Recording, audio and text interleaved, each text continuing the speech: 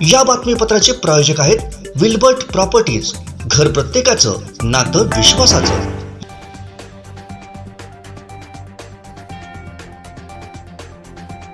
बंदोबस्तासाठी बारसू इथं जात असताना पोलीस गाडीला अपघात झालाय। कशेडी इथं वळणावर गाडी खाली जाऊन पलटी झाली, यात 8 ते 10 पोलीस जखमी झाले। मास्टर ब्लास्टर सचिन तेंडुलकर 50वा वाढदिवस साजरा करतोय। सेलिब्रेशनसाठी तो आपल्या परिसरासह भोगवे इथे एका आलिशान हॉटेलमध्ये दाखल झाला, याचे फोटो व्हायरल होत आहेत। सिंधुदुर्गमध्ये अवैध अग्निशस्त्रांचा वापर करून प्राण्यांची शिकार करून त्यांच्या अवयवांची विक्री आणि तस्करी करणाऱ्या इसमांची माहिती काढून त्यांच्यावर कारवाई करण्याबाबत सिंधुदुर्ग पोलीस अधीक्षक सौरभ कुमार अग्रवाल यांनी आदेश दिले होते। त्यानुसार कुडा इथं कारवाई करण्यात आली। जमीन जागेच्या वादातून तोरसोळ इथं टेम्पोवर हल्ला करून टेम्पोतील दीपक वर्ग आणि आयशा वर्ग या दोघांना खाली ओढून लाथाबुक्क्यांनी मारहाण करण्यात आली।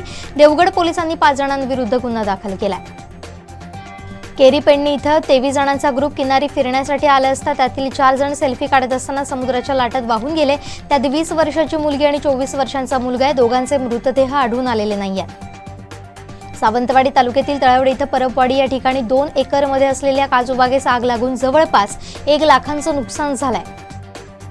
गाडी देण्यास उशीर होत असल्यानं राज्य परिवहनच्या कणकवली आगाराचे वाहन परीक्षकांना शिवीगाळ केली। या प्रकरणी कणकवली आगाराचे चालक रुपेश ठाकूर यांना निलंबित करण्यात आले। दिल्लीत महाराष्ट्रातील मुख्यमंत्री बदलण्याच्या हालचाली सुरू आहेत। या सगळ्या घडामोडी पडद्यामागे सुरू आहेत। लवकरच राज्यातील मुख्यमंत्री आणि सरकार बदलेल असा खळबळजनक दावा खासदार संजय राऊत यांनी केला। आगामी निवडणुकांमध्ये महाविकास आघाडीसोबत राहणार की नाही हे आताच सांगता येणार नाही, असं मोठं विधान राष्ट्रवादीचे अध्यक्ष शरद पवार यांनी केलंय। ठाकरे गटातील वरिष्ठ नेत्यांकडून शिवसेना संपवण्यासाठी राष्ट्रवादीला सुपारी दिल्याचा आरोप करण्यात आलाय। ठाकरे गट जिल्हा प्रमुख महेश पासलकर यांनी पदाचा राजीनामा देत खळबळजनक आरोप केले। हिंगणा एमआयडीसीत कटारिया ॲग्रो प्रायव्हेट लिमिटेड इंडस्ट्रीयल्सला भीषण आग लागली। या दुर्घटनेत 3 कामगारांचा मृत्यू तर किमान 25-30 कामगार आत अडकल्याची भीती व्यक्त केली जाते। धनुष्यबाण चिन्हासंदर्भातील सुप्रीम कोर्टातील सुनावणी सोमवारी रद्द झाली आहे। सुप्रीम कोर्टाच्या उद्याच्या कामकाजात शिवसेनेच्या प्रकरणाचा समावेश नाहीये। शरद पवार हे महाविकास आघाडीच्या आगामी मुंबईतील वज्रमूठ सभेत हजर राहणार नाहीत। विशेष म्हणजे फक्त मुंबईच नाही तर राज्यात होणाऱ्या मवियाच्या इतर कोणत्याही वज्रमूठ सभेमध्ये शरद पवार हजर राहणार नाहीये। खारघर इथं आयोजित करण्यात आलेल्या महाराष्ट्र भूषण पुरस्काराच्या कार्यक्रमाची उच्चस्तरीय चौकशी करून सदोष मनुष्यवधाचा गुन्हा दाखल करावा अशी मागणी ठाकरे गटाकडून करण्यात आली आहे। नोटिशीनंतर आशिष देशमुख यांनी भाजप प्रदेशाध्यक्ष चंद्रशेखर बावनकुळे यांची भेट घेतली होती।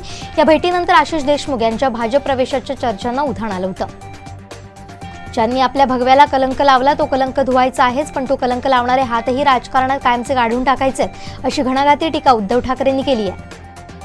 एका अधिकाऱ्याला सेवानिवृत्तीच्याच दिवशी पदोन्नती देण्याचा प्रकार घडलाय। या प्रकारावर नाराजी व्यक्त करत सामाजिक न्याय विभाग राजपत्रित अधिकारी संघटनेनं मुख्यमंत्री एकनाथ शिंदे यांना पत्र पाठवलंय।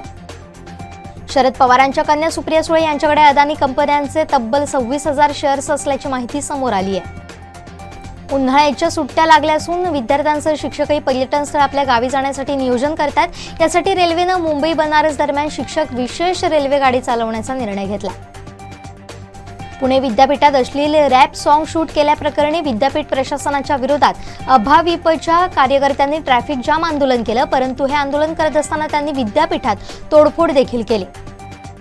अदानी समूहाचे सर्वच शेअर पुन्हा गडगडले। अदानी समूहामध्ये 0.10 अंकांनी घसरण झाली आहे। सर्वात जास्त घसरण ही अदानी ग्रीन एनर्जी आणि अदानी टोटलमध्ये झाली आहे।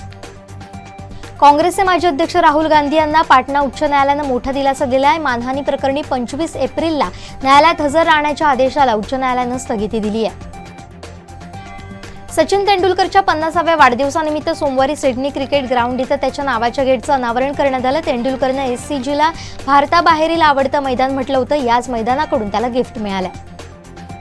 केंद्रीय मंत्री नितीन गडकरी यांनी वाहनधारकांना मोठा दिलासा दिला। यासोबतच सरकार आता टोल टॅक्स मध्ये मोठा बदल करणार आहे। त्याचा थेट फायदा करोडो वाहनधारकांना होणार आहे। कुनो नॅशनल पार्कमधील आणखीन एका चित्त्याचा मृत्यू झाल्यानं खळबळ माजली आहे। महिनाभरात 2 चित्त्यांचा मृत्यू झाल्यानं भारत सरकारच्या प्रोजेक्ट चित्तावर प्रश्नचिन्ह निर्माण झालंय।